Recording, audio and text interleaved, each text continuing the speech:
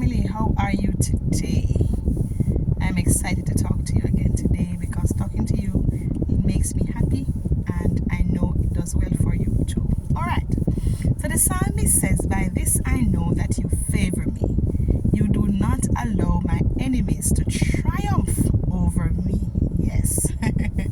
When we realize that when we come into certain situations that will destroy us, that will break us, that is meant to push us down, and God shows up in the nick of time and turn the tables around on our enemies and not allow our enemies to swallow us up in victory, by this we know that we are favored by the King of Kings and by the Lord of Lords. Yes, so many times we do not realize that, hey, God favoring us is more than the visa to travel and the going to Paris, Italy, Milan. It's more than the big house, the big car, you know, those kind of dreams coming true.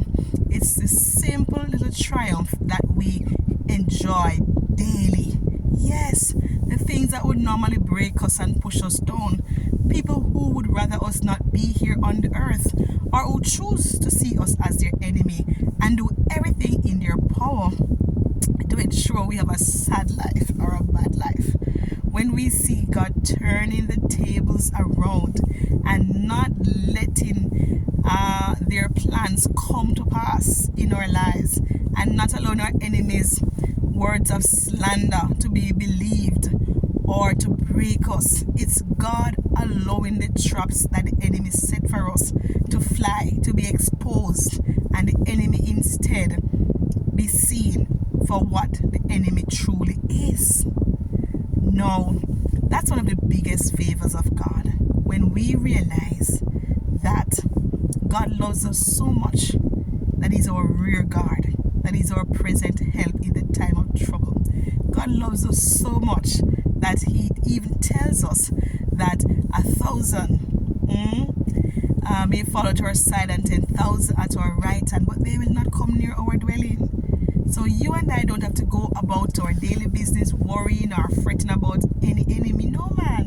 We just need to go about our daily lives, loving the Lord, loving people, doing good, standing for what is right, and showing up in God's great earth in a beautiful way.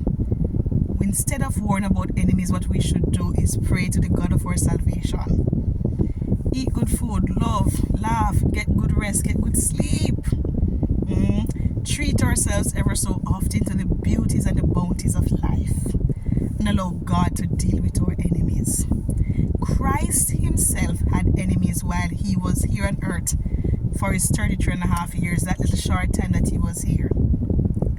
Then don't you think you will have enemies? But the beautiful thing though, that though we will have enemies, we have a big God, we have a bad God, we have a mighty God, we have a strong God, we have a God who is undefeated. Yes, He's still the undefeated champion, and the good news is He'll never be defeated.